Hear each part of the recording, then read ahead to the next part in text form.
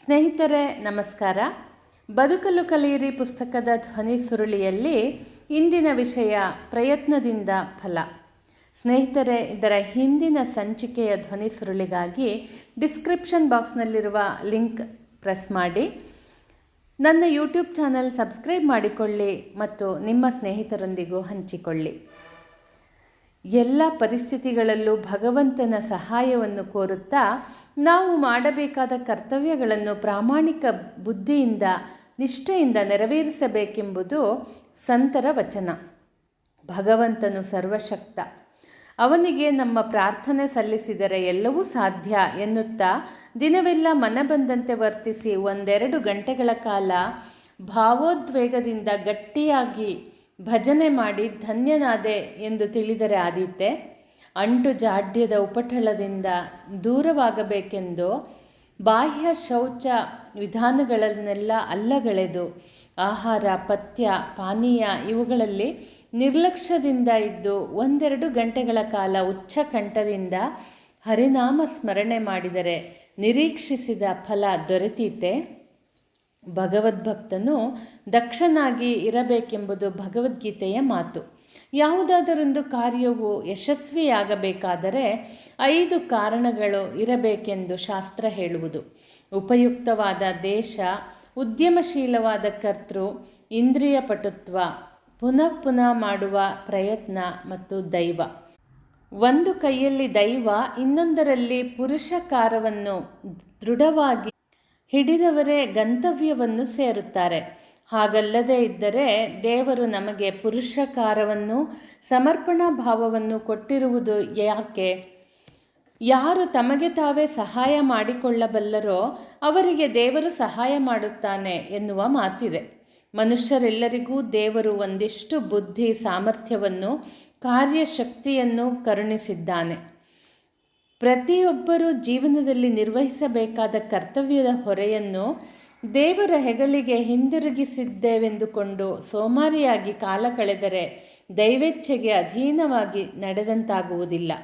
ತನ್ನ ಭಾರವನ್ನು ತಾನು ಸರಿಯಾಗಿ ಹೊರುವಂತೆ ಮಾಡಲು ದೇವರನ್ನು ಪ್ರಾರ್ಥಿಸುತ್ತಾ ಮಿಕ್ಕಿದ್ದನ್ನು ದೈವಕ್ಕೆ ಒಪ್ಪಿಸಬೇಕೆಂಬುದು ಸಂತರ ವಚನ. ಉನ್ನತ ಸ್ಥಿತಿಯನ್ನು ಹೊಂದಿದ ಸಾಧಕನ ಸಮರ್ಪಣಾ ಭಾವದ ವಿಚಾರ ಬೇರೆ. ಪೂರ್ವಕಾಲದಲ್ಲಿ ಭಾರತದ ಋಷಿಗಳು ಮನೋವಿಜ್ಞಾನ, ಶರೀರ ವಿಜ್ಞಾನ, ಜ್ಯೋತಿಷ್ಯ, ರಾಜನೀತಿ ಇವೇ ಮೊದಲಾದ ವಿಷಯಗಳಲ್ಲಿ ವಿಶೇಷ ತಿಳುವಳಿಕೆಯನ್ನು ಸಂಪಾದಿಸಿದ್ದರು.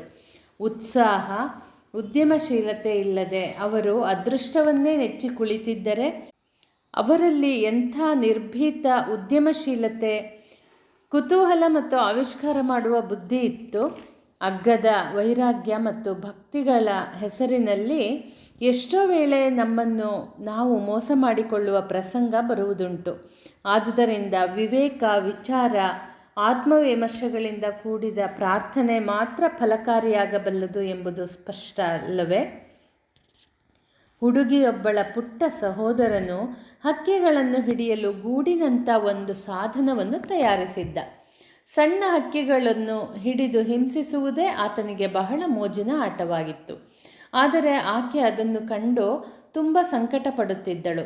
ಅವಳ ಪಾಲಿಗೆ ಅವನ ಆಟ ಅತ್ಯಂತ ಕ್ರೂರ ಮತ್ತು ಹೇಯವಾದ ಕಾರ್ಯವಾಗಿತ್ತು. ಅವನನ್ನು ಆ ಆಟದಿಂದ ತಪ್ಪಿಸಬೇಕೆಂದು ಆಕೆ ಯೋಚಿಸುತ್ತಿದ್ದಳು. ಕೆಲವು ದಿನಗಳ ಬಳಿಕ ಆ ಕಾರ್ಯದಲ್ಲಿ ಯಶಸ್ಸು ದೊರೆತದ್ದನ್ನು ಕಂಡು ಅಚ್ಚರಿಗೊಂಡ ಆಕೆ ತಾಯಿಯೊಡನೆ ಹೇಳಿದಳು, ಅಮ್ಮ, ಮೊಟ್ಟ ಮೊದಲಿಗೆ ನನ್ನ ಸಹೋದರನು ಒಳ್ಳೆಯವನಾಗಲಿ ಎಂದು ದೇವರನ್ನು ಬೇಡಿದೆ. ಆ ಬಳಿಕ ಯಾವ ಹಕ್ಕಿಯೂ ಅವನ ಪಂಜರದಲ್ಲಿ ಬೀಳದಿರಲಿ ಎಂದು ಪ್ರಾರ್ಥಿಸಿದೆ. ಆ ಬಳಿಕ ಹಕ್ಕಿಗಳನ್ನು ಹಿಡಿಯಲು ಮಾಡಿದ ಆ ಎಲ್ಲ ಪಂಜರಗಳನ್ನು ತುಳಿದು ನಾಶ ಮಾಡಿದೆ. ಪ್ರಾರ್ಥನೆಯೊಂದಿಗೆ ಸ್ವಪ್ರಯತ್ನವನ್ನು ಸೇರಿಸಿ ನಮ್ಮ ಹಳೆಯ ಹವ್ಯಾಸಗಳನ್ನು ಮುರಿದು ನೂತನ ಜೀವನಾದರ್ಶಗಳನ್ನು ಅನುಸರಿಸುವಂತಾಗಬೇಕು ಅಲ್ಲವೇ? ಮುಂದಿನ ವಿಷಯ ಸಂತರು ನೀಡಿದ ಸಾಂತ್ವನ. ಬಾಳಿನ ಸಂಕಷ್ಟಗಳಿಂದ ಕಂಗಾಲಾದ ಒಬ್ಬ ಭಕ್ತರ ಬವಣೆಗೆ ಕರಗಿದ ಸಂತರೊಬ್ಬರು ನೀಡಿದ ಸಾಂತ್ವನದ ನುಡಿಗಳಿಲ್ಲಿವೆ. ಅವುಗಳಲ್ಲಿ ಪ್ರಾರ್ಥನೆಯ ಸತ್ವವೆಲ್ಲ ಅಡಗಿರುವುದನ್ನು ಗಮನಿಸಿ. ಭಗವಂತ ಸರ್ವಶಕ್ತ, ಭಗವಂತ ದಯಾಮಯ. ಭಗವಂತನಲ್ಲಿ ಶರಣಾಗತರಾದವರು ಯಾವುದಕ್ಕೂ ಹೆದರಬೇಕಾಗಿಲ್ಲ. ಈಗ ಬಂದಿರುವ ಕಷ್ಟಗಳನ್ನು ದೇವರ ದಯೆಯ ದಾನವೆಂದು ಭಾವಿಸು. ಭಗವನ್ನಾಮದಲ್ಲಿ ಶ್ರದ್ಧೆ ಇಡು. ಈಗ ಒದಗಿರುವ ಕಷ್ಟಗಳು ಜೀವನ ಪೂರ್ತಿ ಇರಲಾರವು. ಸೇತುವೆಯ ಕೆಳಗೆ ಹರಿಯುವ ನೀರಿನಂತೆ ಕಷ್ಟಗಳೂ ಸಹ ನಿವಾರಣೆಯಾಗುತ್ತವೆ. ತಾಳ್ಮೆಗೆಡಬೇಡ, ತಲ್ಲಣಿಸದಿರು ಕಂಡ್ಯ ತಾಳು ಮನವೇ. ನಮ್ಮ ಜೀವನದಲ್ಲಿ ಬಂದು ಒದಗುವ ಎಲ್ಲ ಕಷ್ಟ ನಷ್ಟಗಳಿಗೂ ಅರ್ಥ ಉಂಟು, ಕಾರ್ಯಕಾರಣ ಸಂಬಂಧ ಉಂಟು. ಹಿಂದಾದುದಕ್ಕೆ ಚಿಂತೆ ಬೇಡ, ದೇವರು ಎಲ್ಲವನ್ನೂ ನೋಡುತ್ತಿದ್ದಾನೆ. ನಿನ್ನ ಎಲ್ಲ ಪ್ರಾರ್ಥನೆಯನ್ನು ಕೇಳುತ್ತಿದ್ದಾನೆ. ಪ್ರಾರ್ಥಿಸಿದ್ದು ದೊರೆಯಲಿಲ್ಲವೆಂದು ದೇವರನ್ನು ದೂರಬೇಡ. ಪ್ರಾರ್ಥನೆಗೆ ಫಲ ಉಂಟು. ಶ್ರದ್ಧಾ ಭಕ್ತಿ ಎಂಬ ಎತ್ತುಗಳಿಂದ ಕಾಯವೆಂಬ ಜಮೀನಿನಲ್ಲಿ ಮಂತ್ರವೆಂಬ ನೇಗಿಲಿನಿಂದ ಉಳುಮೆ ಮಾಡಿದಲ್ಲಿ ಭಗವಂತನ ಕೃಪೆ ಎಂಬ ಗಂಗೆಯ ಸಹಾಯದಿಂದ ಮುಂದೆ ಫಲ ಸಿಗುವುದರಲ್ಲಿ ಸ್ವಲ್ಪವೂ ಸಂದೇಹವಿಲ್ಲ. ಎಲೆಕ್ಟ್ರಿಕ್ ವೈರ್, ಇದರ ಮೂಲಕ ಹರಿಯುವ ವಿದ್ಯುತ್ತು ಕಣ್ಣಿಗೆ ಅಗೋಚರ. ಆದರೆ ಬಲ್ಬಿನ ಸಹಾಯದಿಂದ ವಿದ್ಯುತ್ತಿನ ಇರುವಿಕೆ ಖಚಿತವಾಗುತ್ತದೆ. ಅಂತೆಯೇ ಶ್ರದ್ಧಾಭಕ್ತಿ ಎಂಬ ವೈರ್ ಮೂಲಕ ಭಗವಂತನ ಕೃಪೆ ಎಂಬ ಎಲೆಕ್ಟ್ರಿಸಿಟಿ ಹರಿಯುತ್ತದೆ. ಮಂತ್ರವೆಂಬ ಬಲ್ಬಿನ ಮೂಲಕ ಪ್ರಕಾಶ ದೊರೆಯುವುದು. ಅಂತೆಯೇ ಹೆಚ್ಚು ನಾಮೋಚ್ಚಾರಣೆ ಮಾಡು. ಅಗ್ನಿಯಲ್ಲಿ ಬೆಂದಾಗ ಚಿನ್ನ ಪರಿಶುದ್ಧವಾಗುವುದು. ಅಂತೆಯೇ ಕಷ್ಟಗಳಲ್ಲಿ ನೊಂದು ಬೆಂದಾಗ ಮನಸ್ಸಿಗೆ ಅರಿವಾಗುವುದು. ಈ ಜಗತ್ತೆಲ್ಲ ದುಃಖಮಯ. ಭಗವಂತನ ಪಾದಾರವಿಂದವಿಲ್ಲದೆ ಬೇರೆ ಎಲ್ಲೂ ನಮಗೆ ಸ್ಥಳವಿಲ್ಲ. ಭಗವಂತನಲ್ಲಿ ಶರಣಾಗದೆ ಬೇರೆ ದಾರಿ ಇಲ್ಲ. ಪ್ರಾರ್ಥನೆ ಮಾಡು. ನಿನಗೆ ಪ್ರತಿ ಬಾರಿ ಕಷ್ಟ ಬಂದಾಗಲೂ ದೇವರ ಸ್ಮರಣೆ ಮಾಡು. ಭಗವಂತ ದಾರಿ ತೋರಿಸುತ್ತಾನೆ. ನೋಡು, ಜೋಗದಲ್ಲಿ ತಯಾರಾದ ವಿದ್ಯುತ್ ರಾಜ್ಯದ ಹಲವು ಮುಖ್ಯ ಕೇಂದ್ರಗಳ ಸಹಾಯದಿಂದ ಎಲ್ಲೆಡೆಗೂ ತಲುಪುವಂತೆ ದೇವರಿಂದ ಆದೇಶ ಪಡೆದ ಮಹಾತ್ಮರ ಮೂಲಕ ಧಾರ್ಮಿಕ ಜಾಗೃತಿ ಉಂಟಾಗುತ್ತದೆ. ನಿಮ್ಮ ಮನೆಗೆ ವಾಟರ್ ಪೈಪ್ ಕನೆಕ್ಷನ್ ಇದೆ ಅಲ್ಲವೇ? ಇಲ್ಲಿ ಮುಖ್ಯ ಪೈಪ್ ಮೂಲಕ ಭಗವಂತನ ಕೃಪೆ ಹರಿಯುತ್ತಿದೆ. ಹೇಗೆ ಎಲ್ಲ ಮನೆಗಳಿಗೂ ಏಕಕಾಲದಲ್ಲಿ ನೀರು ಸರಬರಾಜಾಗಬಲ್ಲದೋ ಅಂತೆಯೇ ಭಗವಂತ ಏಕಕಾಲದಲ್ಲಿ ಎಲ್ಲರ ಪ್ರಾರ್ಥನೆ ಕೇಳಬಲ್ಲ. ಆದರೆ ಮನೆಯಲ್ಲಿರುವವರು ನಲ್ಲಿಯನ್ನು ತಿರುಗಿಸಿದಾಗ ಮಾತ್ರ ನೀರು ಬರುವುದಲ್ಲವೇ? ಅದು ನಲ್ಲಿಯ ಅಡಿ ಪಾತ್ರೆ ಇಟ್ಟಾಗ ಮಾತ್ರ ನೀರು ತುಂಬುವುದು. ಹಾಗೆಯೇ ನಾವು ವಿಧೇಯತೆಯಿಂದ ನಡೆದಾಗ ಮಾತ್ರ ಕೃಪೆ ಸಾಧ್ಯ. ನಾಮಸ್ಮರಣೆಯನ್ನಂತೂ ಬಿಡದೆ ಮಾಡು. ಪ್ರತಿ ಬಾರಿ ಮಂತ್ರ ಉಚ್ಚರಿಸಿದಾಗಲೂ ಭಗವಂತನೆಡೆಗೆ ನೀನು ಒಂದು ಹೆಜ್ಜೆ ಇಡುತ್ತಿರುವಂತೆ ಭಾವಿಸು. ಭಗವಂತನ ಕೃಪಾಬಿಂದು ನಿನ್ನ ಒಡಲನ್ನು ಸೇರಿದಂತೆ ಭಾವಿಸು. ಸುತ್ತಮುತ್ತಲೂ ಗಾಳಿ ಇದೆ, ಆದರೆ ಅದು ಕಣ್ಣಿಗೆ ಕಾಣಲಾರದು. ಮರಗಳ ಅಲುಗುವಿಕೆಯಿಂದ ನಮಗೆ ಗಾಳಿಯ ಇರುವಿಕೆಯ ಅರಿವಾಗುವುದು. ಅಂತೆಯೇ ಮಹಾತ್ಮರ ಜೀವನದಿಂದ ಭಗವಂತನ ಇರುವಿಕೆಯ ಅರಿವಾಗುವುದು. ಭಗವಂತ ಇರುವೆ ಕಾಲಿನ ಸಪ್ಪಳವನ್ನು ಕೇಳಬಲ್ಲ. ನಿನ್ನ ಪ್ರಾರ್ಥನೆ ಕೇಳದೇ ಇರುವನೇ? ಅಗೋಚರವಾದ ದಿವ್ಯ ಶಕ್ತಿಯಿಂದ ಈ ವಿಶ್ವ ಬ್ರಹ್ಮಾಂಡ ನಿಯಂತ್ರಿಸಲ್ಪಟ್ಟಿದೆ. ಅಂತಹ ದಯಾಮಯ ಭಗವಂತನನ್ನು ಸದಾ ಪ್ರಾರ್ಥಿಸು. ನಿನಗೆ ಶಾಂತಿ ದೊರೆಯುವುದು. ನಿನ್ನ ಎಲ್ಲ ಕಷ್ಟಗಳು ದೂರವಾಗುವು. ಖಂಡಿತ ಮಂಗಳವಾಗುವುದು. ಹಾಲಿನಲ್ಲಿ ಕರಗಿದ ಸಕ್ಕರೆ ಕಣ್ಣಿಗೆ ಕಾಣದು, ಆದರೆ ರುಚಿ ನೋಡಿದಾಗ ಸಕ್ಕರೆಯ ಸಿಹಿ ಅನುಭವವಾಗುವುದು. ಅಂತೆಯೇ ಭಗವಂತನ ನಾಮ ಹಾಗೂ ಭಗವಂತ ಬೇರೆಯಲ್ಲ. ನಾಮವನ್ನು ಜಪಿಸುತ್ತಾ ಹೋದಂತೆ ಭಗವಂತನ ದರ್ಶನ ನಮಗೆ ದೊರೆಯುವುದು. ಪುಟ್ಟ ಬಾಲಕನ ಸೊಂಟಕ್ಕೆ ಹಗ್ಗ ಕಟ್ಟಿ ಬಾವಿಯಲ್ಲಿ ಈಜು ಕಲಿಸುವಂತೆ ಭಗವಂತ ಭಕ್ತರ ಸೊಂಟಕ್ಕೆ ಕೃಪೆಯ ಹಗ್ಗ ಕಟ್ಟಿ ಈ ಸಂಸಾರ ಸಾಗರವನ್ನು ಯಶಸ್ವಿಯಾಗಿ ದಾಟಲು ಕಲಿಸುತ್ತಿದ್ದಾನೆ. ಬಾಲಕ ಮುಳುಗುವಂತಾದಾಗ ಹಗ್ಗ ಮೇಲೆಳೆಯುವಂತೆ ಕಷ್ಟಗಳ ಬಂದಾಗ ಭಗವಂತನೂ ಕೈ ಬಿಡನು. ಹೇಗೆ ಬಸ್ಸು ಒಂದರಲ್ಲಿ ಎಷ್ಟೇ ರಶ್ ಇದ್ದರೂ ಡ್ರೈವರ್ಗಾಗಿ ಸ್ವಲ್ಪ ಜಾಗ ಇಟ್ಟಿರುವರೋ, ಹಾಗೆಯೇ ದಿನನಿತ್ಯದ ಕೆಲಸ ಕಾರ್ಯ ಎಷ್ಟೇ ಇದ್ದರೂ ಧ್ಯಾನ ಪ್ರಾರ್ಥನೆಗಳಿಗಾಗಿ ದಿನವೂ ಸ್ವಲ್ಪ ಸಮಯ ಮೀಸಲಾಗಿಡು. ಸ್ತೋತ್ರ ಪಾಠ ಮಾಡು. ಆಡಿಕೊಳ್ಳುವವರು ಈ ಪ್ರಪಂಚದಲ್ಲಿ ಇದ್ದೇ ಇರುವರು. ಆ ಬಗ್ಗೆ ಚಿಂತಿಸದಿರು. ಭಗವಂತನ ಚಿಂತನೆ ಮಾಡು, ಶುಭವಾಗುವುದು. ಮುಂದಿನ ವಿಷಯ, ಹೇಗೆ ಪ್ರಾರ್ಥಿಸಬೇಕು. ನಮಗೆ ಪರಮಾಪ್ತನಾದ ದೇವರೊಡನೆ ಹೃನ್ಮನಗಳನ್ನು ಬಯಲು ಮಾಡುತ್ತಾ ವ್ಯಾಕುಲತೆಯಿಂದ ಶರಣಾಗಿ ಬೇಡಿದರೆ ಆತನ ಕೃಪೆಯ ಕಾವು ತಟ್ಟುವುದು ನಮ್ಮ ಗಮನಕ್ಕೆ ಬರುತ್ತದೆ. ಆ ನಿಟ್ಟಿನಲ್ಲಿ ಭಕ್ತನ ಮೊರೆಯ ಪರಿ ಇಲ್ಲಿದೆ. ಹೇ ತಾಯೇ, ನನಗೆ ಹೆಚ್ಚು ತಿಳುವಳಿಕೆ ಇಲ್ಲ, ಅಜ್ಞಾನಿ ನಾನು. ಈ ಮಾಯಾ ಸಮುದ್ರದಲ್ಲಿ ಆಡುತ್ತಾ ನಾನು ಕಾಲ ಕಳೆದೆ. ನನಗೆ ಈಗೀಗ ನನ್ನ ತಪ್ಪಿನ ಅರಿವಾಗುತ್ತಲಿದೆ. ನೀನು ಎಲ್ಲೆಲ್ಲೂ ಇದ್ದೀಯೇ.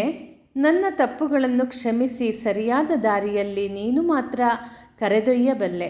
ಎಲ್ಲ ಥರದ ಕಷ್ಟ ಸಂಕಟಗಳನ್ನು ಎದುರಿಸುವ ಶಕ್ತಿಯನ್ನು, ನೋವು ಅವಸಾದಗಳನ್ನು ಸಹಿಸುವ ಸ್ಥೈರ್ಯವನ್ನು ದಯಪಾಲಿಸು. ನಾನು ನೇರವಾಗಿ ಮುಚ್ಚು ಮರೆ ಇಲ್ಲದೆ ಹೇಳುತ್ತೇನೆ, ನನ್ನಿಂದ ಅನೇಕ ತಪ್ಪುಗಳಾಗಿವೆ. ಆದರೆ ಹೇ ತಾಯೇ, ದಯವಿಟ್ಟು ನನ್ನನ್ನು ಕ್ಷಮಿಸು. ನನ್ನಲ್ಲಿ ಆಧ್ಯಾತ್ಮಿಕ ಜಾಗೃತಿಯನ್ನು ಉಂಟುಮಾಡು. ನಾನು ನಿನ್ನ ಕಂದ. ಈಗ ನಿನ್ನ ಮಡಿಲೇ ಬೇಕು ನನಗೆ. ಹೇ ತಾಯಿ, ಇದು ಸತ್ಯ. ನನಗೆ ನೀನೇ ಬೇಕು. ಈ ಸಂಸಾರದಲ್ಲಿ ಇರುವುದಕ್ಕೆ ಹಣದ ಅಗತ್ಯ ನನಗೇನೋ ಇದೆ. ಆದರೆ ನನಗೆ ಮುಂದೆ ಒಳ್ಳೆಯ ಜನ್ಮಗಳನ್ನು ಪಡೆಯುವುದಕ್ಕಾಗಿ, ಸತ್ಸಂಸ್ಕಾರಗಳನ್ನು ಸಂಗ್ರಹಿಸುವುದಕ್ಕಾಗಿ ಆಧ್ಯಾತ್ಮಿಕ ಸಂಪತ್ತು ಬೇಕು. ಕತ್ತಲೆಯಿಂದ ಬೆಳಕಿನೆಡೆಗೆ ನನ್ನನ್ನು ಕರೆದುಕೊಂಡು ಹೋಗು. ನನ್ನ ಜೀವನವನ್ನು ಉನ್ನತಿ ಪಥದಲ್ಲಿ ಮುನ್ನಡೆಯಿಸು. ನಿನ್ನ ಮಹಾತ್ಮ್ಯವನ್ನು, ಲೀಲೆಯನ್ನು ಅರ್ಥ ಮಾಡಿಕೊಳ್ಳುವ ಬುದ್ಧಿಶಕ್ತಿಯನ್ನು ನನಗೆ ನೀಡು. ನಿನ್ನ ದಿವ್ಯ ಮಂಗಲ ರೂಪವನ್ನು ತೋರಿಸಿ ಪವಿತ್ರತೆಯ ಪಥದಲ್ಲಿ ನಡೆಯಿಸು. ನಾನು ಸ್ಮರಿಸಿದಾಗಲೆಲ್ಲ ನನ್ನ ಬಳಿ ಸಾರಿ ನನ್ನನ್ನು ಕಾಪಾಡು. ಹೇ ಮಾತೆ, ಪ್ರೀತಿ ವಾತ್ಸಲ್ಯದಿಂದ ತಿದ್ದಿ ಸರಿಪಡಿಸು. ಒಂದು ಆಧ್ಯಾತ್ಮಿಕ ಕ್ರಾಂತಿಯನ್ನೇ ನನ್ನ ಬದುಕಿನಲ್ಲಿ ಉಂಟು ಮಾಡು ತಾಯಿ. ನಾನು ಎಂದೆಂದಿಗೂ ನಿನ್ನವನೇ. ನನ್ನ ಮೇಲೆ ಕೃಪೆ ತೋರು, ಕೈ ಹಿಡಿದು ಕಾಪಾಡು. ಈ ರೀತಿಯ ಪ್ರಾರ್ಥನೆಯ ದಾಟಿಯಿಂದ ವ್ಯಾಕುಲತೆ ತೀವ್ರವಾಗಿ ಕಣ್ಣೀರಿನ ಕಟ್ಟೆ ಒಡೆಯುತ್ತದೆ. ಆ ಕಣ್ಣೀರಿನ ಕಡಲಿನಲ್ಲಿ ತೇಲಿ ಬರುತ್ತದೆ ಕೃಪೆಯ ಹಡಗು. ಆ ಕೃಪೆಯಿಂದ ಆಂತರ್ಯದ ಆನಂದದೊಂದಿಗೆ ಬಾಹ್ಯ ಸೌಕರ್ಯಗಳೆಲ್ಲ ಬಂದು ಒದಗುತ್ತವೆ. ಗುಲಾಬಿ ಹೂವಿನ ಸೊಬಗಿನೊಂದಿಗೆ ಪರಿಮಳವು ತಾನೇ ತಾನಾಗಿ ಬರುವಂತೆ. ಮುಂದಿನ ವಿಷಯ, ದಾಸನಲ್ಲಿ ವಾಸ.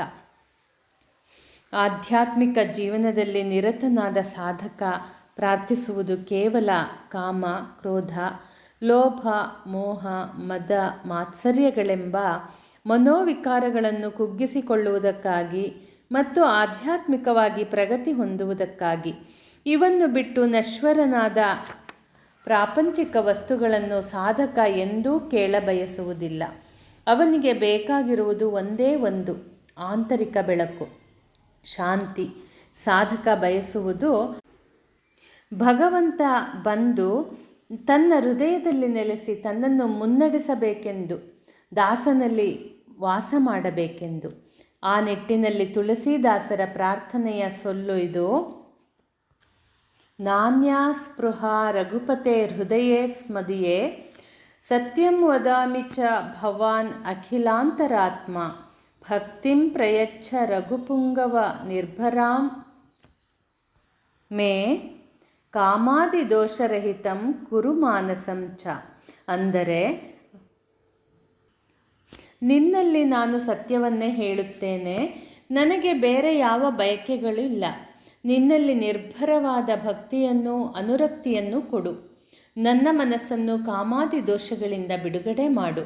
ನನ್ನೆದೆಯ ಗೂಡಿನಲ್ಲಿ ವಾಸ ಮಾಡು. ಮುಂದಿನ ವಿಷಯ, ದಿವ್ಯ ಆಸ್ವಾದನೆ. ಆ ರೀತಿಯ ದಾಸೋಹ ಕೈಗೊಂಡು ಆಧ್ಯಾತ್ಮಿಕ ಉನ್ನತಿಯನ್ನು ಸಾಧಿಸಬಹುದೆಂಬುದಕ್ಕೆ ಉಜ್ವಲ ಉದಾಹರಣೆ ಬ್ರದರ್ ಲಾರೆನ್ಸ್ನದು. ಲಾರೆನ್ಸ್ ಸಾಮಾನ್ಯರಲ್ಲಿ ಜನಿಸಿದವನು, ಸಾಮಾನ್ಯರಲ್ಲೇ ಬೆಳೆದವನು. ಕೆಲಸ ಕಾರ್ಯಗಳಲ್ಲಿ ಅಂಥ ದಕ್ಷನೇನೂ ಅಲ್ಲ, ಸಾಮಾನ್ಯನೇ. ಆದರೆ ಆತನಲ್ಲಿ ಒಂದು ಅಸಾಮಾನ್ಯತೆ ಇತ್ತು. ಭಗವಂತನಲ್ಲಿ ಅವನಿಗೆ ಅಪಾರ ವಿಶ್ವಾಸ. ಈ ವಿಶ್ವಾಸ ಮತ್ತು ತೀವ್ರ ದೈವೀ ಪಿಪಾಸೆಗಳು ಅವನನ್ನು ಸಂತ ಶ್ರೇಷ್ಠನನ್ನಾಗಿ ಮಾಡಿದವು. ಅವನ 18ನೇ ವಯಸ್ಸಿನಲ್ಲಿ ಭಗವಂತನ ಮಹಿಮೆಯ ಉಜ್ವಲತೆ ಮತ್ತು ಮನಸ್ಸನ್ನು ಬೆಳಗಿತು. ಆ ಘಟನೆಯಾದರೋ ತೀರಾ ಸಾಮಾನ್ಯ. ಚಳಿಗಾಲದಲ್ಲಿ ಎಲೆಗಳನ್ನು ಕಳೆದುಕೊಂಡು ಬೋಳಾಗಿ ನಿಂತ ಮರವನ್ನು ನೋಡುತ್ತಾ, ಇನ್ನು ಕೆಲವೇ ದಿನಗಳಲ್ಲಿ ಆ ಮರವು ಭಗವದಿಚ್ಛೆಯಿಂದ ಚಿಗುರೊಡೆದು ಫಲಭರಿತವಾಗುವುದಲ್ಲ ಎಂಬ ಯೋಚನೆ ಬಂದುದೇ ತಡ, ಅವನ ಮನಸ್ಸು ದೇವರ ಮಹಿಮೆಯ ಎಡೆಗೆ ಸರಿಯತೊಡಗಿತು. ದೇವರ ದಾರಿಯಲ್ಲಿ ಮುಂದುವರೆಯಲು ಅವನು ಮೊದಮೊದಲು ಗ್ರಂಥಗಳನ್ನೇನೋ ಓದಲು ಪ್ರಾರಂಭಿಸಿದ. ಪಾಂಡಿತ್ಯದ ಮೋಹವಿಲ್ಲದ ಅವನಿಗೆ ವಿವಿಧ ವಿಚಾರ, ತರ್ಕ, ಸಿದ್ಧಾಂತಗಳಿಂದ ತುಂಬಿದ ಧಾರ್ಮಿಕ ಗ್ರಂಥಗಳು ಸ್ಫೂರ್ತಿಯನ್ನು ಕೊಡಲಿಲ್ಲ. ಬದಲಾಗಿ ಅವು ಅವನ ಮನಸ್ಸಿನ ಗೊಂದಲ, ಸಂಶಯಗಳನ್ನೇ ಹೆಚ್ಚಿಸಿದವು. ಪುಸ್ತಕಗಳನ್ನೆಲ್ಲ ದೂರವಿಟ್ಟು ಅವನ ಪ್ರೀತಿಗಾಗಿ ಅವನನ್ನು ಬಿಟ್ಟು ಉಳಿದದ್ದೆಲ್ಲವನ್ನೂ ತ್ಯಜಿಸಿ ಜಗತ್ತಿನಲ್ಲಿ ಭಗವಂತ ಮತ್ತು ನಾನು ಇಬ್ಬರೇ ಇದ್ದೇವೆ ಎನ್ನುವಂತೆ ಜೀವನ ಮಾಡತೊಡಗಿದೆ ಎಂದಾತ ಹೇಳುತ್ತಾನೆ. ಇದು ಬಹಳ ಸುಲಭವೆಂದು ತೋರಬಹುದು. ಆದರೆ ಲಾರೆನ್ಸ್ ಎಚ್ಚರಿಕೆ ಕೊಡುತ್ತಾನೆ, ನಿಮಗೆ ನಾನು ನಿಜವನ್ನು ಹೇಳುತ್ತೇನೆ, ಮೊದಲ 10 ವರ್ಷಗಳು ಬಹಳ ಕಷ್ಟಪಡಬೇಕಾಯಿತು. ಎಷ್ಟೋ ಬಾರಿ ಕೆಳಗೆ ಬಿದ್ದೆ, ತಿರುಗಿ ಮೈ ಕೊಡಹಿ ಮೇಲಕ್ಕೆದ್ದೆ, ನರಳಾಡಿದೆ. ಎಲ್ಲ ಜೀವಿಗಳೂ ವಿಚಾರಶಕ್ತಿಯು ಸ್ವಯಂ ಭಗವಂತನೇ ನನಗೆ ವಿರೋಧವೋ ಎಂಬಂತೆ ಕಂಡುಬಂತು. ಆದರೆ ಲಾರೆನ್ಸ್ ದೃಢ ನಿಶ್ಚಯ ಮಾಡಿದ್ದ. ಏನೇ ಬರಲಿ, ಎಂಥ ಕಠಿಣ ದಿನಗಳೇ ಜೀವನದಲ್ಲಿ ನನ್ನ ಪಾಲಿಗಿರಲಿ, ಭಗವಂತನ ಪ್ರೀತಿಗಾಗಿಯೇ ನಾನು ಎಲ್ಲ ಕೆಲಸಗಳನ್ನು ಮಾಡುತ್ತೇನೆ. ಸ್ವಕರ್ಮಣ ತಮಭ್ಯರ್ಚ ಎನ್ನುವ ಗೀತೋಕ್ತಿಗೆ ಆತನ ಜೀವನ ಸಾಧನೆ ಒಂದು ಜ್ವಲಂತ ಉದಾಹರಣೆ. ಭಗವಂತನಿಗಾಗಿ, ಆತನ ಪ್ರೀತಿಗಾಗಿ ಮಾಡುವ ಎಲ್ಲ ಕೆಲಸಗಳಲ್ಲೂ ಆಸಕ್ತರಾಗಬೇಕು. ಕೆಲಸ ಯಾವುದೇ ಇರಲಿ, ಒಂದು ಹುಲ್ಲು ಕಡ್ಡಿಯನ್ನು ನೆಲದ ಮೇಲಿನಿಂದ ಎತ್ತುವುದೇ ಆಗಲಿ, ಎಲ್ಲವೂ ಅವನಿಗಾಗಿ ದಿನ ದಿನವೂ ಎಲ್ಲ ಕೆಲಸಗಳನ್ನು ಭಗವಂತನಿಗಾಗಿ ಮಾಡುತ್ತಾ ಆತನ ಮಹಿಮೆಯನ್ನು ನೆನೆದು ನೆನೆದು ವ್ಯಾಕುಲತೆಯಿಂದ ಪ್ರಾರ್ಥಿಸುತ್ತಿದ್ದ. ಈ ರೀತಿಯಾಗಿ ತೊಂದರೆ ಆತಂಕಗಳಲ್ಲೇ ನನ್ನ ಜೀವನವು ಕಳೆದು ಹೋಗುವುದೆಂಬ ವ್ಯಥೆಯಲ್ಲಿದ್ದಾಗಲೇ ಒಂದು ದಿನ ತಟ್ಟನೆ ನನ್ನ ಆತ್ಮವು ವಿವರಿಸಲಾಗದ ಅಪೂರ್ವ ಆನಂದಪೂರಿತ ಆಂತರಿಕ ಶಾಂತಿಯನ್ನು ಅನುಭವಿಸತೊಡಗಿತ್ತು. ಅಂದಿನಿಂದ ಏಕಪ್ರಕಾರವಾಗಿ ನಾನು ವಿನಮ್ರನಾಗಿ ಪರಿಶುದ್ಧ ಪ್ರೇಮ ಶ್ರದ್ಧೆಗಳಿಂದ ದೇವರ ಸಾನ್ನಿಧ್ಯದಲ್ಲೇ ಸದಾ ನಲಿದಾಡುತ್ತಿದ್ದೇನೆ ಎಂದು ಆತ ಭಗವಂತನ ಸಾನ್ನಿಧ್ಯ ಸುಖವನ್ನು ವರ್ಣಿಸಿದ್ದಾನೆ. ನಿಕೋಲಸ್ ಹರ್ಮನ್ ಇದು ಲಾರೆನ್ಸ್ನ ಮೊದಲ ಹೆಸರು. ಮೊದಲು ಅವನು ಸೇನೆಯಲ್ಲಿ ಕೆಲಸಕ್ಕೆ ಸೇರಿಕೊಂಡಿದ್ದ. ಕೆಲಸ ಕಾರ್ಯಗಳಲ್ಲಿ ದಕ್ಷನಲ್ಲದ ಆತ ಅಧಿಕಾರಿಗಳ ಕೆಂಗಣ್ಣಿಗೆ ಗುರಿಯಾಗಿದ್ದ. ಮನಸ್ಸಿಗೆ ಆ ಕೆಲಸ ಹಿಡಿಸದೆ ಕೊನೆಗೆ ಆತ ಆ ಕೆಲಸವನ್ನು ಬಿಟ್ಟು ಪ್ಯಾರಿಸ್ಸಿನ ಒಂದು ಕ್ರೈಸ್ತ ಸನ್ಯಾಸಿ ಮಠವನ್ನು ಸೇರಿಕೊಂಡ. ದೇವರೊಡನೆ ತನ್ನನ್ನು ಸರಿಪಡಿಸೆಂದು ಬೇಡಲಾಗುವುದೆಂದು ಯೋಚಿಸಿ ಅವನು ಅಲ್ಲಿಗೆ ಬಂದಿದ್ದ. ದೈಹಿಕವಾಗಿ ಅವನು ಸ್ವಸ್ಥನಲ್ಲ, ಕುಂಟ. ಅವನ ಕೆಲಸವಾದರೂ ಪಾಕಶಾಲೆಯಲ್ಲಿ. ಅದೇನೋ ಅವನು ಮೆಚ್ಚಿಕೊಂಡಿದ್ದ ಕೆಲಸವಾಗಿರಲಿಲ್ಲ. ಅಡಿಗೆ ಮನೆಯ ಕೆಲಸದ ಒತ್ತಡ, ಅವಸರ, ಗೊಂದಲಗಳು ಅವನಿಗೆ ಹಿಡಿಸಿರಲಿಲ್ಲ. ಅವನ ಯೋಗ್ಯತೆಗೆ ಮತ್ತು ಶಕ್ತಿಗೆ ಮೀರಿದ ಕಾರ್ಯಗಳನ್ನು ಕೆಲವೊಮ್ಮೆ ಅಲ್ಲಿ ನಿರ್ವಹಿಸಬೇಕಾಗುತ್ತಿತ್ತು. ಆದರೆ ಅವನು ಎಲ್ಲ ಕೆಲಸಗಳನ್ನು ದೇವರಿಗಾಗಿ ಮಾಡಿದ. 1-2 ವರ್ಷಗಳಲ್ಲ, 60 ವರ್ಷಗಳ ಕಾಲ. ಎಲ್ಲ ಕೆಲಸ ಕಾರ್ಯಗಳ ಮೊದಲು ಶ್ರದ್ಧೆಯಿಂದ ಪ್ರಾರ್ಥಿಸುತ್ತಿದ್ದ. ಹೇ ಭಗವಾನ್, ನೀನು ನನ್ನ ಅತ್ಯಂತ ಸಮೀಪದಲ್ಲಿದ್ದೀಯೆ. ನಿನ್ನ ಇಚ್ಛೆಗನುಗುಣವಾಗಿಯೇ ನಾನು ಎಲ್ಲ ಕೆಲಸಗಳನ್ನು ಮಾಡಬೇಕಾಗಿದೆ. ನಿನ್ನ ಸಹಾಯವಿಲ್ಲದೆ ಇವೆಲ್ಲ ಸಾಧ್ಯವಿಲ್ಲ. ತಂದೆ, ನಿನ್ನ ಸಾನ್ನಿಧ್ಯದಿಂದ ನನ್ನನ್ನು ವಿಚ್ಯುತಿಗೊಳಿಸಬೇಡ ಎಂಬುದೇ ನಿನ್ನಲ್ಲಿ ನನ್ನ ಬೇಡಿಕೆ. ಭಗವಂತನಿಂದ ಸಹಾಯವನ್ನು ಪಡೆಯುವ ರಹಸ್ಯವನ್ನು ಅವನು ಈ ಮಾತುಗಳಿಂದ ಹೇಳುತ್ತಾನೆ. ಭಗವಂತನೊಡನೆ ಏಕಾಂತ ಭಾವದಿಂದ ಸರಳವಾಗಿ ವ್ಯವಹರಿಸಬೇಕು. ನಿಷ್ಕಪಟಿಯಾಗಿ, ಸಹಜ ಸರಳ ಭಾಷೆಯಲ್ಲಿ ಅವನ ಹತ್ತಿರ ಮಾತನಾಡಬೇಕು. ಯಾವುದಾದರೊಂದು ಒಳ್ಳೆಯ ಕೆಲಸ ಮಾಡುವ ಅವಕಾಶ ಸಿಕ್ಕಾಗ ಅದು ಅತ್ಯುತ್ತಮ ರೀತಿಯಲ್ಲಿ ಕೊನೆಗೊಳ್ಳುವಂತೆ ಆತನನ್ನು ಪ್ರಾರ್ಥಿಸಿಕೊಳ್ಳಬೇಕು. ಲಾರೆನ್ಸ್ ಪ್ರಾರ್ಥನೆಯಿಂದ ಎಂಥ ಉನ್ನತ ಮಾನಸಿಕ ಸ್ಥಿತಿಯನ್ನು ಪಡೆದಿದ್ದನೆಂಬುದು ಅವನ ಮಾತಿನಿಂದಲೇ ತಿಳಿಯುತ್ತದೆ. ನನಗಾದರೋ ಪ್ರಾರ್ಥನೆಯ ಸಮಯ ಮತ್ತು ಕೆಲಸ ಕಾರ್ಯಗಳ ಸಮಯ ಬೇರೆಯಾಗಿರಲಿಲ್ಲ. ಹಲವು ಮಂದಿ ಹಲವಾರು ವಸ್ತುಗಳನ್ನು ಏಕಕಾಲದಲ್ಲಿ ಕೇಳುತ್ತಿರುವಾಗ ಪಾಕಶಾಲೆಯ ಸದ್ದುಗದ್ದಲಗಳ ನಡುವೆ ಕೂಡ ತೀವ್ರ ಏಕಾಗ್ರಚಿತ್ತನಾಗಿ ಏಕಾಂತದಲ್ಲಿ ಪ್ರಾರ್ಥಿಸುವಾಗಿನಷ್ಟೇ ಸಮಚಿತ್ತತೆ ಶಾಂತಿಗಳಿಂದ ಭಗವನ್ ಸಾನ್ನಿಧ್ಯದ ಅನುಭವ ನನಗೆ ಆಗುತ್ತಿತ್ತು. ಲಾರೆನ್ಸ್ ಭಕ್ತನೂ ಅಹುದು, ಕರ್ಮಯೋಗಿಯೂ ಅಹುದು. ಒಂದು ದೃಢ ನಿಶ್ಚಯ ಮಾಡು, ಹೃತ್ಪೂರ್ವಕ ತ್ಯಾಗವನ್ನು ಮಾಡು ಎಂದು ಆತ ಹೇಳಿದಾಗ ಎಲ್ಲವನ್ನೂ ಬಿಟ್ಟು ಕಾಡನ್ನು ಸೇರು ಎಂದು ಹೇಳುತ್ತಿಲ್ಲ. ದೇವರಿಗಾಗಿ ಎಲ್ಲ ಕೆಲಸಗಳನ್ನು ಮಾಡಬೇಕೆಂದೇ ಹೇಳುತ್ತಾನೆ. ದೇವರಿಗಾಗಿ ನಾನು ಸಣ್ಣ ಪುಟ್ಟ ಕೆಲಸಗಳನ್ನು ಮಾಡಲು ಹಿಂಜರಿಯಬಾರದು. ಕೆಲಸದ ಮಹತ್ವವನ್ನು ದೇವರು ಕಾಣುವುದಿಲ್ಲ, ಆದರೆ ಅದನ್ನು ಪ್ರೀತಿಯಿಂದ ಮಾಡಿದನೆ ಎಂದು ಕಾಣುತ್ತಾನೆ. ನಮ್ಮ ಆಧ್ಯಾತ್ಮಿಕ ಪ್ರಗತಿಯು ಕೆಲಸದ ಬದಲಾವಣೆಯನ್ನಾಗಲಿ ಸ್ಥಾನ ಬದಲಾವಣೆಯನ್ನಾಗಲಿ ಹೊಂದಿಕೊಂಡಿಲ್ಲ. ನಿಂತ ಸ್ಥಾನದಲ್ಲೇ ನಿಂತು ಎಲ್ಲ ಕೆಲಸಗಳನ್ನು ಭಗವಂತನ ಪ್ರೀತಿಗಾಗಿ ಮಾಡುವುದೇ ಸೂಕ್ತ ಉಪಾಯ.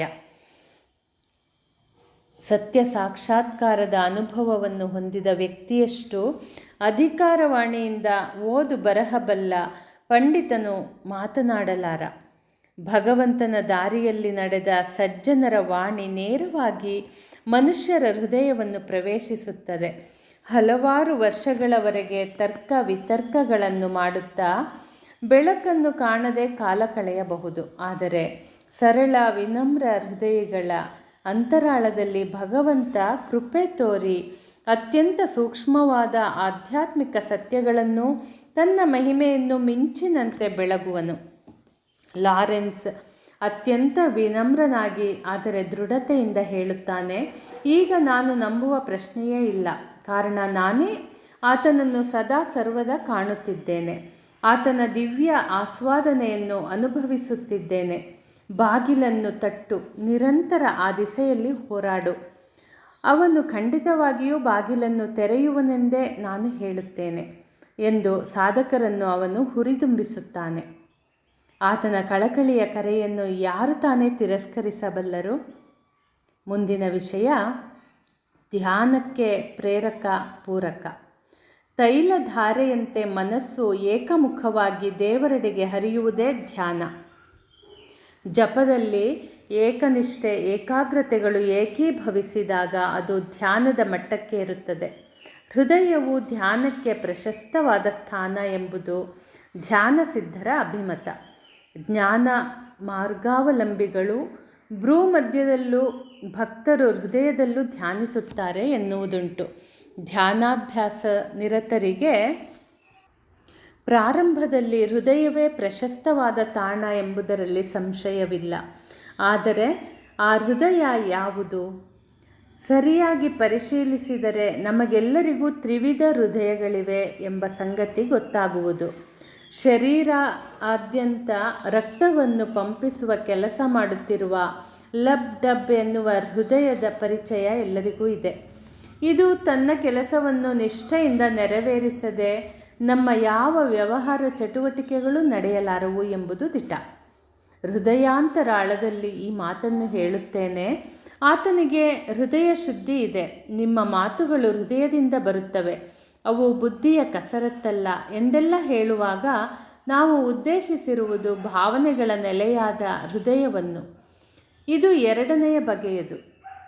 ಪ್ರೀತಿ, ಭಕ್ತಿ, ನಿಸ್ವಾರ್ಥತೆ, ಪರದುಃಖ ಕಾತರತೆ, ಸೇವಾ ಮನೋಭಾವ, ನಿರಹಂಕಾರ ಇವೆಲ್ಲ ಹೃದಯವಂತಿಕೆಯ ಲಕ್ಷಣಗಳು.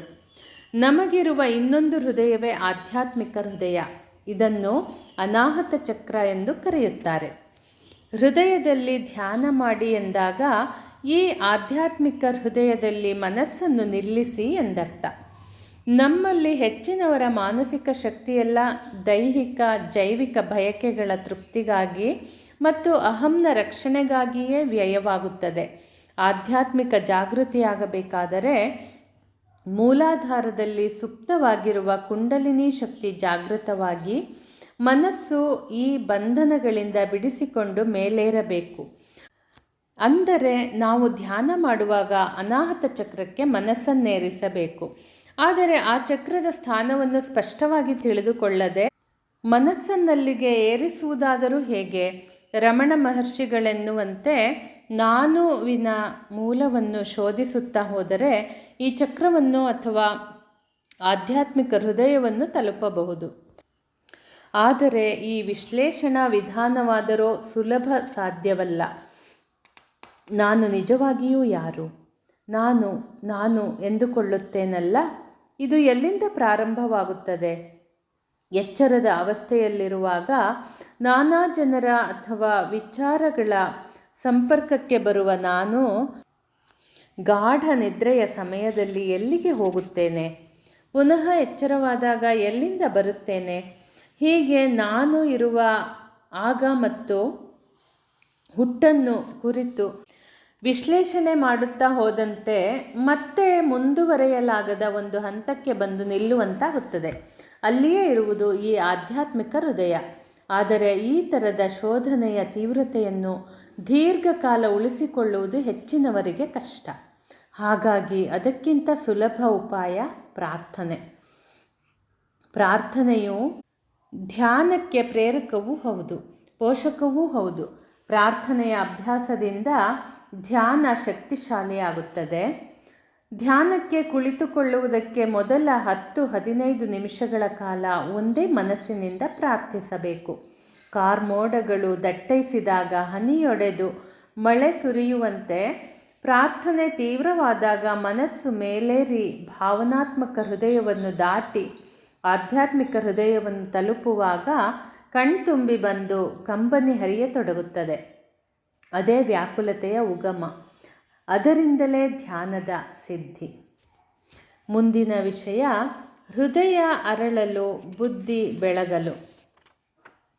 ಪ್ರತಿಯೊಬ್ಬರಲ್ಲೂ ಸುಪ್ತವಾಗಿರುವ ಈ ಆಧ್ಯಾತ್ಮಿಕ ಶಕ್ತಿ ಕೇಂದ್ರವನ್ನು ಎಚ್ಚರಗೊಳಿಸಲು ಸಾಧ್ಯವಿದೆ. ಅದಕ್ಕೆ ಬೇಕಾಗಿರುವುದು ಮಾನಸಿಕ ಪಾವಿತ್ರ್ಯ, ಬ್ರಹ್ಮಚರ್ಯದಲ್ಲಿ ದೃಢ ಪ್ರತಿಷ್ಠೆ ಮತ್ತು ದೇವರಿಗಾಗಿ ತೀವ್ರ ಹಂಬಲ. ಪತಿ ಪತ್ನಿಯರ ಆದರ್ಶ ಈ ಮುಖವಾಗಿಯೇ ಇದ್ದರೆ ಗೃಹಸ್ಥರಿಗೂ ಇದು ಅಸಾಧ್ಯದ ಮಾತೇನಲ್ಲ.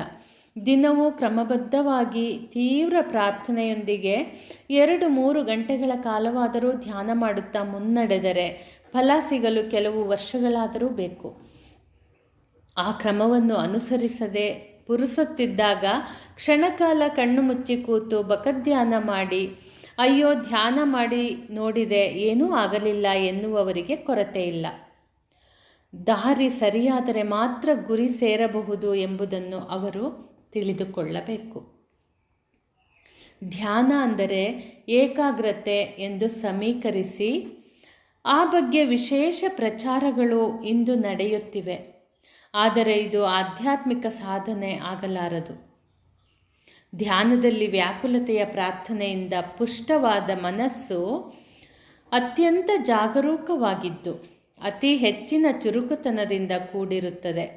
ಅದು ವಿಶ್ರಾಮ, ಶೀತಲೀಕರಣ, ನಿದ್ರಾಸ್ಥಿತಿಯ ವಿಧಾನವಲ್ಲವೇ ಅಲ್ಲ. ದೇವರಿಗಾಗಿ ವ್ಯಾಕುಲತೆ, ಅಭೀಪ್ಸೆ ಅಥವಾ ಹಂಬಲಗಳಿಲ್ಲದ ಧ್ಯಾನ ವಿಧಾನ ಪೆಟ್ರೋಲ್ ಇಲ್ಲದ ಕಾರನ್ನು ಓಡಿಸಲು ಮಾಡುವ ಪ್ರಯತ್ನದಂತೆಯೇ ಸರಿ.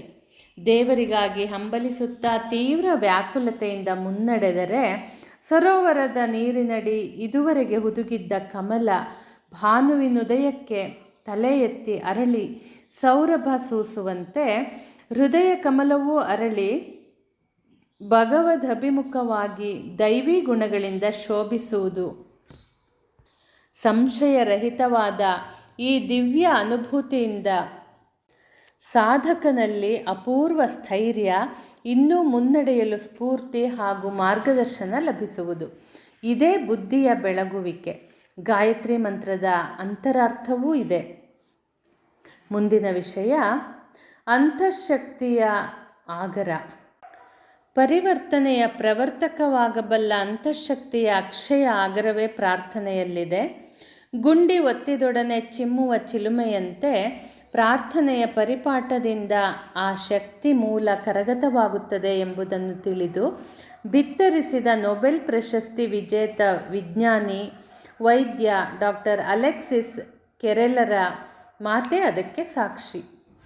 ಅತಿ ಹೆಚ್ಚಿನ ಪ್ರಭಾವಶಾಲಿಯಾದ ಶಕ್ತಿಯನ್ನು ಪ್ರಾರ್ಥನೆಯಿಂದ ವ್ಯಕ್ತಿಯೊಬ್ಬ ಸೃಜಿಸಬಲ್ಲ. ಭೂಮ್ಯಾಕರ್ಷಣ ಶಕ್ತಿ ಎಷ್ಟು ಸತ್ಯವೋ ಪ್ರಾರ್ಥನೆಯಿಂದ ಬಲ ಸಂವರ್ಧನೆ ಸಾಧ್ಯ ಎಂಬುದು ಅಷ್ಟೇ ಸತ್ಯ. ಇತರ ಎಲ್ಲ ತೆರನಾದ ಚಿಕಿತ್ಸಾ ವಿಧಾನಗಳು ಫಲಪ್ರದವಾಗದಿದ್ದಾಗ ಕೇವಲ ಶ್ರದ್ಧಾನ್ವಿತ ಹೃತ್ಪೂರ್ವಕ ಪ್ರಾರ್ಥನೆಯಿಂದ ರೋಗ ಕ್ಲೇಶಗಳಿಂದ ಮುಕ್ತರಾದ ವ್ಯಕ್ತಿಗಳನ್ನು ವೈದ್ಯನಾಗಿ ನಾನು ಕಂಡುಕೊಂಡಿದ್ದೇನೆ.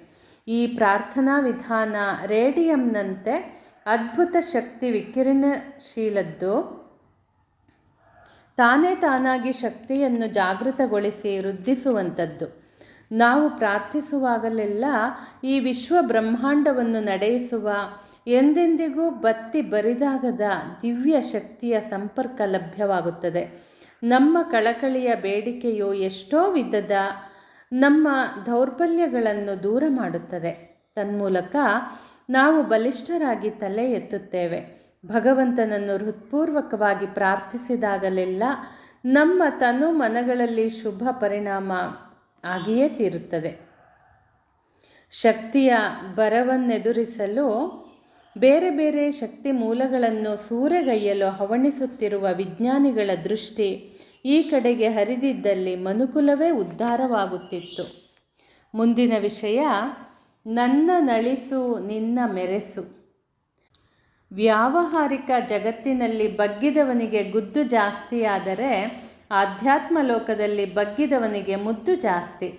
ಆದರೆ ದೇವರ ವಿಶೇಷ ಕೃಪೆ ಲಭ್ಯ. ಆದರೆ ನಮ್ಮ ಅಂತಸ್ತು, ಕೀರ್ತಿ, ಸ್ಥಾನಮಾನ, ಆಸ್ತಿಪಾಸ್ತಿಗಳಿಂದ ನಾವು ಬೆಳೆಸಿಕೊಂಡಂಥ ಅಹಂ ಎನ್ನುವುದು ನಮ್ಮನ್ನು ಮಣಿದು ಮೊರೆಯಲು ಬಿಡದೆ ಸೆಟೆದು ನಿಲ್ಲಿಸುತ್ತದೆ. ನಾನೇ, ನನ್ನಿಂದ, ನನಗಾಗಿಯೇ ಎಂಬೆಲ್ಲ ಭ್ರಮೆಯಿಂದ ನಮ್ಮನ್ನದು ಮತ್ತನನ್ನಾಗಿಸಿ ಮಾಯೆಯ ಮೋಡಿಗೆ ಬಲಿ ಬೀಳುವಂತೆ ಮಾಡುತ್ತದೆ. ಈ ಅಹಂಕಾರದಿಂದಲೇ ಆಗುತ್ತದೆ ನಮ್ಮ ಮುನ್ನಡೆಗೆ ಸಂಚಕಾರ. ಮಾಯೆಯ ದಾರಿಯಲ್ಲಿ ಮುನ್ನಡೆಯುವವನಿಗೆ ದೇವರು ಎಂದಾದರೂ ದೊರೆತಾನೆ. ಸೂರ್ಯೋದಯ ವೀಕ್ಷಣೆಗಾಗಿ ಪಶ್ಚಿಮ ದಿಕ್ಕಿಗೆ ಹೆಜ್ಜೆ ಹಾಕಿದಂತೆಯೇ ಅಲ್ಲವೇ? ಪರಮಹಂಸರು ಹೇಳುತ್ತಿದ್ದರು, ಮಳೆಯ ನೀರು ಹೇಗೆ ದಿಣ್ಣೆಯ ಮೇಲೆ ಸಂಗ್ರಹವಾಗದೋ ಹಾಗೆಯೇ ಅಹಂಕಾರದಿಂದ ಬೀಗಿದವರಿಗೆ ಕೃಪೆ ದುರ್ಲಭ ಎಂದು. ಆದ್ದರಿಂದ ಈ ನಾನು ಹೋದರೆ ಮಾತ್ರ ಆಧ್ಯಾತ್ಮ ರಾಜ್ಯದಲ್ಲಿ ಮುನ್ನಡೆ ಸಾಧ್ಯ. ನಾನುವಿನ ನಾಶಕ್ಕೆ ಪ್ರಾರ್ಥನೆಯೇ ಪ್ರಬಲ ಅಸ್ತ್ರ. ನನ್ನ ನಳಿಸು ನಿನ್ನ ಮೆರೆಸು, ಬಂದು ನೆಲೆಸು ಹೃದಯ ಪದ್ಮದಲದಲ್ಲಿ. ಹೀಗೆಂಬುದು ಸಾಧಕನ ತಾರಕ ಮಂತ್ರ. ಅದೇ ಪ್ರಾರ್ಥನೆಯ ಪರಾಕಾಷ್ಠೆ. ಪ್ರಾರ್ಥನೆಯು ತೀವ್ರವಾದಂತೆ ಅದರ ವೇಗದಲ್ಲಿ ನಾನು ನನ್ನದು ಮೆಲ್ಲನೆ ಲೀನವಾಗುತ್ತದೆ. ಸ್ಥೂಲ ಸೂಕ್ಷ್ಮ ಕಾರಣಗಳನ್ನು ದಾಟಿ ಮನಸ್ಸು ಭಗವಂತನನ್ನೇ ಸ್ಪರ್ಶಿಸುತ್ತದೆ. ಹೃದಯದಲ್ಲೇ ಸರ್ವಶಕ್ತನಾದ ಆತನ ಸಾನ್ನಿಧ್ಯದ ಅರಿವು ನಮಗಾಗುತ್ತದೆ. ಸರ್ವಶಕ್ತನೇ ನಮ್ಮ ಹೃದಯಾಂತರಾಳದಲ್ಲಿ ನೆಲೆಸಿದ ಅರಿವು ನಮಗಾಗುತ್ತಿರುವಾಗ ನಮ್ಮನ್ನು ನಾವು ಅಶಕ್ತರೆಂದು ಅಂದುಕೊಳ್ಳಬಲ್ಲವೇ? ಭಯಭೀತರಾಗಬಲ್ಲೆವೇ? ಸ್ನೇಹಿತರೆ, ಮತ್ತೆ ಮುಂದಿನ ಸಂಚಿಕೆಯಲ್ಲಿ ಭೇಟಿಯಾಗೋಣ. ಧನ್ಯವಾದಗಳು.